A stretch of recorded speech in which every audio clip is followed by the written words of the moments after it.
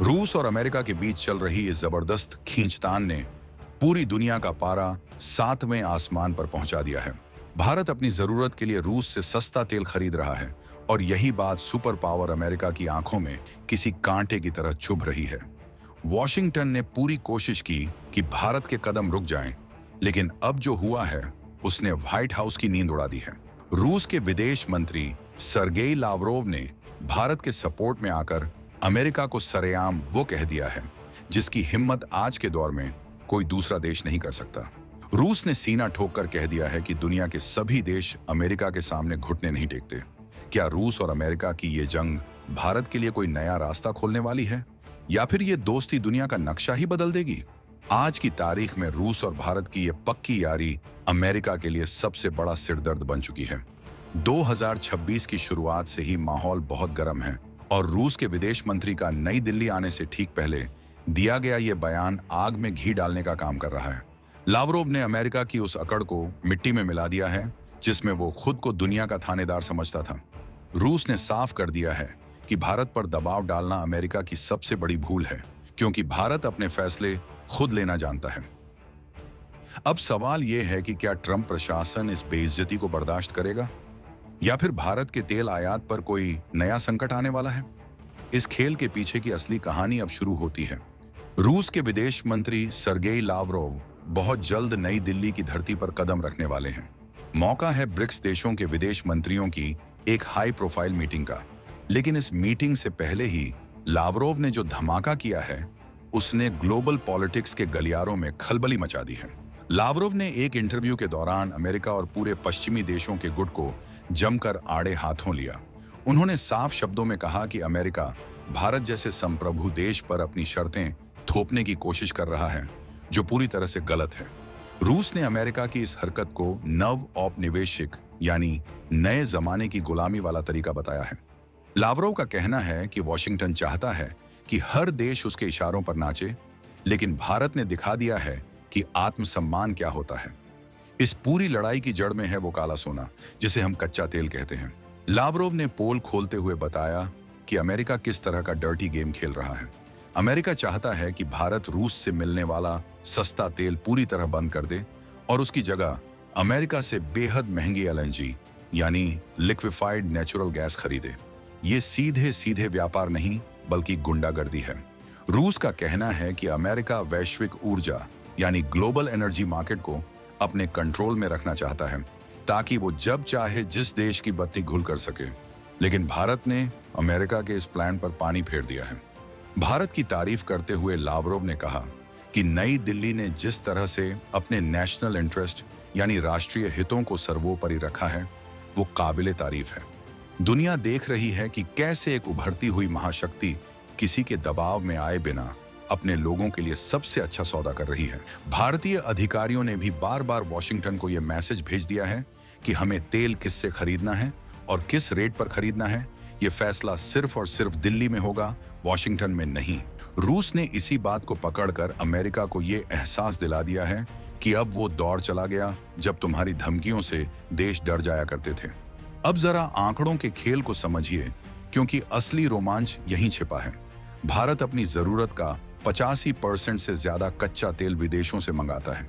2022 के बाद से भारत ने रूस के साथ अपने व्यापार को एक अलग ही लेवल पर पहुंचा दिया है। जब पश्चिमी देशों ने रूस पर पाबंदियां लगाईं, तब भारत ने मौके का फायदा उठाते हुए अपने देश की जनता को सस्ता ईंधन देने के लिए रूस से भारी मात्रा में तेल खरीदना शुरू किया। ये बात अमेरिका को इतनी चुभी कि बीते साल यानी 2025 में वॉशिंगटन ने भारत पर 25% का एडिशनल टैरिफ लगा दिया था। ये एक तरह की सजा थी जो अमेरिका भारत को देना चाहता था, लेकिन भारत टस से मस नहीं हुआ। अक्टूबर 2025 की वो तारीख याद कीजिए जब वॉशिंगटन ने रूस की बड़ी कंपनियों रॉसनेफ्ट और लुकोइल पर कड़े प्रतिबंध ठोक दिए थे। उस समय एक पल के लिए ऐसा लगा था कि शायद भारत का तेल आयात रुक जाएगा। कुछ समय के लिए सप्लाई में थोड़ी कमी भी आई, लेकिन ये सस्पेंस ज्यादा दिन नहीं चला। जैसे ही ईरान के आसपास के इलाकों में तनाव बढ़ा और हॉर्मुज की नाकेबंदी की खबरें आईं, पूरी दुनिया में हाहाकार मच गया। एनर्जी मार्केट में ऐसी आग लगी कि ट्रंप प्रशासन के हाथ पांव फूल गए। उन्हें समझ आ गया कि अगर भारत जैसा बड़ा खरीदार मार्केट से बाहर हुआ या उसे तेल नहीं मिला तो दुनिया भर में तेल की कीमतें आसमान छूने लगेंगी और खुद अमेरिका की इकोनॉमी बैठ जाएगी। इसी दबाव की वजह से ट्रंप प्रशासन को झुकना पड़ा और उन्होंने भारत को उन प्रतिबंधों में छूट दे दी। फिलहाल ये छूट 16 मई 2026 तक के लिए बढ़ाई गई है। लेकिन यहाँ एक बहुत बड़ा ट्विस्ट है। 16 मई के बाद क्या होगा? क्या अमेरिका फिर से भारत को धमकाने की कोशिश करेगा या फिर रूस के साथ मिलकर भारत कोई ऐसा मास्टर स्ट्रोक खेलेगा कि अमेरिका के प्रतिबंध सिर्फ कागज का टुकड़ा बनकर रह जाएंगे? लावरोव का दिल्ली आना इसी सस्पेंस को और गहरा कर रहा है। रूस अब सिर्फ एक सप्लायर नहीं बल्कि भारत का वो ढाल बन चुका है जो इंटरनेशनल मंचों पर भारत के हक की लड़ाई लड़ रहा है। रूस ने सीधे तौर पर कहा है कि मिडिल ईस्ट यानी मध्य पूर्व में जो संकट चल रहा है वो कोई इत्तेफाक नहीं है। ये वॉशिंगटन की एक सोची समझी चाल है ताकि वो दुनिया भर के एनर्जी फ्लो को कंट्रोल कर सके। अमेरिका चाहता है कि दुनिया के पास उसके अलावा कोई दूसरा ऑप्शन न बचे। लेकिन ब्रिक्स देश अब एक ऐसी दीवार बनकर खड़े हो रहे हैं जिसे ढाना अमेरिका के लिए नामुमकिन होता जा रहा है। लावरोव ने साफ किया कि रूस और भारत की दोस्ती किसी के खिलाफ नहीं है, लेकिन अगर कोई हमारे बीच आएगा तो उसे करारा जवाब मिलेगा। ये टोन बता रही है कि रूस अब आर पार के मूड में है। भारत के लिए यह स्थिति किसी अग्नि परीक्षा से कम नहीं है। एक तरफ पुराना और भरोसेमंद दोस्त रूस है जो हर मुश्किल घड़ी में साथ खड़ा रहा है। दूसरी तरफ अमेरिका है जिससे व्यापारिक और रणनीतिक रिश्ते बहुत गहरे हैं। लेकिन भारत ने अपनी विदेश नीति को इतना ढाकड़ बना लिया है कि वो दोनों को अपनी शर्तों पर डील कर रहा है। भारत का साफ कहना है कि हमारी पहली प्राथमिकता हमारे 140 करोड़ देशवासी हैं। अगर उन्हें सस्ता तेल रूस से मिल रहा है तो हम रूस से ही लेंगे। ये राष्ट्रवादी सोच ही है जिसने आज भारत को दुनिया के केंद्र में ला खड़ा किया है। लावरोव का यह बयान कि सभी देश घुटने नहीं टेकते सीधा ट्रंप के ईगो पर चोट है। यह दिखाता है कि 2026 का भारत 1990 वाला भारत नहीं है। आज भारत की अर्थव्यवस्था इतनी मजबूत है कि वो अमेरिका के 25% टैरिफ को भी झेल गया और अपनी ग्रोथ रेट को कम नहीं होने दिया। रूस इस बात को अच्छी तरह जानता है, इसलिए वो भारत को अपना सबसे बड़ा और सबसे खास पार्टनर मान रहा है। ब्रिक्स की इस मीटिंग में कुछ ऐसा बड़ा होने वाला है जिसकी भनक अभी किसी को नहीं है। क्या ब्रिक्स देश मिलकर अपनी कोई नई करेंसी या नया पेमेंट सिस्टम लाएंगे जो डॉलर की दादागिरी को खत्म कर देगा? सस्पेंस अब इस बात पर है कि जब लावरोव दिल्ली में उतरेंगे तो जयशंकर के साथ उनकी बंद कमरों में क्या बात होगी। क्या भारत रूस के साथ मिलकर कोई ऐसा लॉन्ग टर्म एग्रीमेंट करने वाला है जो अगले 10 से 20 सालों के लिए भारत की एनर्जी सिक्योरिटी को लॉक कर दे? अमेरिका इस मीटिंग पर बाज की तरह नजर गड़ाए बैठा है। उसे डर है कि अगर भारत और रूस के बीच कोई बड़ी डील हो गई तो एशिया में उसकी पकड़ ढीली पड़ जाएगी। रूस के विदेश मंत्री ने पहले ही माहौल सेट कर दिया है और अब गेंद अमेरिका के पाले में है।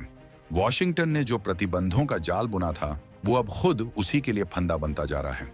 ईरान के पास होर्मुज की नाकेबंदी ने अमेरिका को यह समझा दिया है कि वो दुनिया का इकलौता बॉस नहीं है। अगर रूस और भारत का साथ बना रहा तो ग्लोबल मार्केट में सप्लाई चेन को रोकना नामुमकिन होगा। लावरोव ने जिस तरह से अमेरिका को अनफेयर गेम यानी बेईमानी का खेल खेलने वाला बताया है, उसने ये साबित कर दिया है कि रूस अब डिप्लोमेसी के पुराने कायदों को तोड़ चुका है। वो अब सीधा हमला कर रहा है। इस पूरी कहानी में एक और बड़ा खिलाड़ी है जिसका जिक्र लावरोव ने इशारों इशारों में किया। वो है पश्चिमी देशों का दोहरा मापदंड। एक तरफ ये देश खुद अपनी जरूरत के लिए रास्ते निकालते हैं और दूसरी तरफ भारत को लेक्चर देते हैं। लेकिन भारत के विदेश मंत्री एस जयशंकर ने पहले ही कह दिया था कि यूरोप की समस्या पूरी दुनिया की समस्या नहीं है। इसी लाइन को अब रूस ने आगे बढ़ाया है। रूस का ये आक्रामक रुख भारत के लिए एक बड़े बूस्टर की तरह काम कर रहा है। इससे भारत को इंटरनेशनल मंच पर अपनी बात और मजबूती से रखने का मौका मिल रहा है। रूस और भारत की ये जुगलबंदी अमेरिका के उस रसूख को चुनौती दे रही है जिसे उसने दशकों से बना रखा था। लावरोव का दिल्ली आना सिर्फ एक रूटीन विजिट नहीं है, ये एक मैसेज है कि नई दुनिया की स्क्रिप्ट लिखी जा रही है। एक ऐसी दुनिया जहां कोई किसी का गुलाम नहीं होगा और हर देश अपनी शर्तों पर जिएगा।